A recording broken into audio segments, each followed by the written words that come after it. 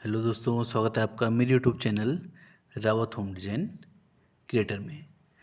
आज मैं दोस्तों आपके लिए थोड़ा अलग टाइप की वीडियो लेके आया हूँ, जिसमें हम डिस्कस करेंगे कि जब घर बनाते हैं हम तो उसमें जो हमसे गलतियाँ होती हैं जिनकी वजह से हमारे घर में हमारा खर्चा बढ़ जाता है, उनको किस तरीके से कम किया जा सकता है और किस तरीके से कम किया जाए उन्हें, इसके बारे में हम डिस्कस करेंगे।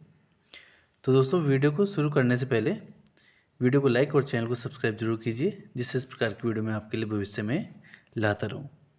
तो बढ़ते दोस्तों वीडियो में। सबसे पहले दोस्तों, जब भी हमें घर बनाना होता है तो हमें सबसे पहले ज़रूरत पड़ती है एक एरिया की, जो कि हमारा प्लॉट होता है। उसका साइज कुछ भी रह सकता है दोस्तों।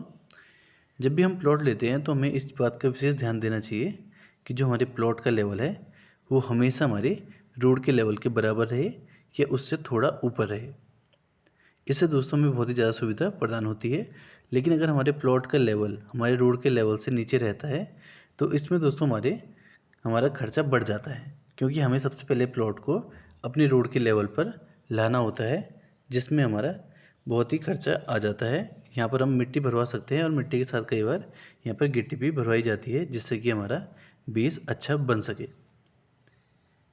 तो दोस्तों ये चीज़ सबसे मेन है। हमारी फर्स्ट प्रॉब्लम तो हमारी यहाँ पर होती है, जिससे कि हमारे घर का खर्चा बढ़ जाता है। इसके अलावा दोस्तों दूसरी चीज़ है कि जब भी हम घर बनाना स्टार्ट करते हैं तो हमें प्लान की ज़रूरत होती है। प्लान बनाना दोस्तों बहुत ही ज़रूरी होता है, जिससे कि हम पहले ही पता लगा सकें कि हमारा घर का जो एरिया है उसका यूज़ किस तरीके से हम कर सकते हैं। और उसका इस वजह से दोस्तों हमें एस्टिमेशन भी मिल जाता है, जिससे कि हमें घर के खर्चे का पहले से पता होता है। नहीं तो अगर हम घर बनाना पहले ही स्टार्ट कर दें और उसका हमें एस्टिमेशन प्राप्त ना हो तो उसमें हमारा खर्चा ज़्यादा होने की संभावना रहती है।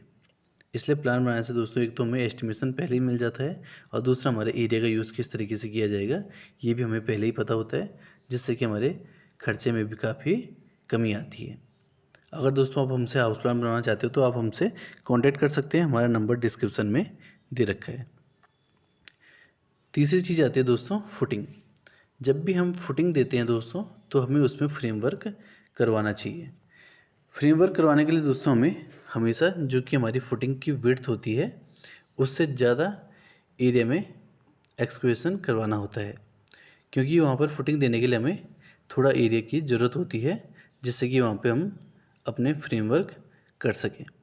अगर दोस्तों हम फ्रेमवर्क नहीं करते हैं और डायरेक्ट कंक्रीट भरना स्टार्ट करते हैं तो उसमें कंक्रीट ज़्यादा लगता है, जिससे कि हमारी कॉस्टिंग ज़्यादा आती है।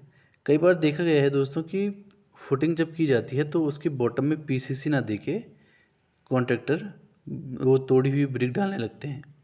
तो इससे होता है ऐसा है कि जब भी हमारा घर पूरा बन जाता है और जब वो ब्रिक जो नीचे डाली होती है फुटिंग में तो वो सेटल होने लगती है। जब वो सेटल हो जाती हैं तो उसके बाद हमारे घर में क्रैक पड़ने शुरू हो जाते हैं, क्योंकि उसका बॉटम होता है जो हार्ड नहीं रह पाता है।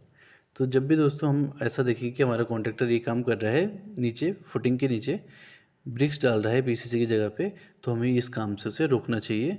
इसमें दोस्तों भले ही खर्चे में बचत नहीं होती है, लेकिन इसमें जो घर में सावधानी रहती है वो ख़त्म हो जाती है। घर में नुकसान होने की संभावना रहती है, घर बनने के बाद उसमें क्रैक्स आ सकते हैं। तो इसलिए इस चीज़ को हमेशा हमें ध्यान में रखकर इस चीज़ से बचना चाहिए। इसके अलावा दोस्तों चौथी जो चीज़ है, हमें हमेशा जब भी घर बना रहे हों तो वॉल का ज़रूर पता होना चाहिए कि कहाँ पे हमें 9 इंच की वॉल यूज़ करनी है और कहाँ पर 4 इंच की वॉल यूज़ करनी है। कई बार देखा गया है दोस्तों हम 9 इंच की वॉल का ही यूज़ ज़्यादा कर लेते हैं, जिससे कि एक तो हमारा एरिया भी ज़्यादा यूज़ होता है और दूसरा हमारी ब्रिक भी ज़्यादा यूज़ होती है, और साथ साथ में जो हमारी मिस्त्री होते हैं या लेबर होती हैं जो उनकी वो करती हैं, मैसनरी करती हैं, उनको भी ज़्यादा टाइम लगता है उसमें, जिससे कि कॉस्टिंग हमारी बहुत ज़्यादा बढ़ जाती है। इसलिए दोस्तों जब भी हम प्लान बनाएं तो उसमें ये चीज़ नोट ज़रूर करवानी चाहिए कि हमारी 9 इंच की वॉल कहाँ पर यूज़ हो रही है और 4 इंच की वॉल्स कहाँ पर यूज़ की जा रही है।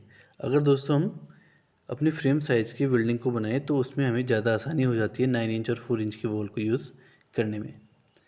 पाँचवीं चीज़ होती है दोस्तों, जब भी हम ब्रिक्स का यूज़ करें तो अगर हम एसी ब्लॉक ब्रिक का यूज़ कर सकते हैं, वहाँ पर वो अवेलेबल हो, तो उस ब्रिक का यूज़ करने से हमारे घर की कॉस्ट कम आती है।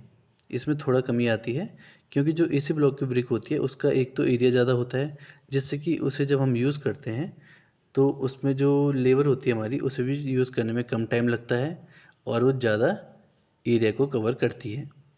और साथ ही साथ उसका दोस्तों जो सरफेस होता है वो बहुत ही ज़्यादा स्मूथ होता है, तो उसमें प्लास्टर की भी बहुत ज़्यादा ज़रूरत नहीं पड़ती है, उसमें प्लास्टर में भी कम मटेरियल का यूज़ होता है। इस तरीके से दोस्तों ये पांचों गलतियां अगर हम कम करें या इनमें सावधानी रखें तो हम अपने घर को बनाते हुए उसमें बहुत सारे खर्चे को बचा सकते हैं। अगर दोस्तों आपको ये वीडियो पसंद आई हो तो वीडियो को लाइक और चैनल को सब्सक्राइब जरूर करें, जिससे इस प्रकार की वीडियो मैं आपके लिए भविष्य में भी लाता रहूँ। धन्यवाद।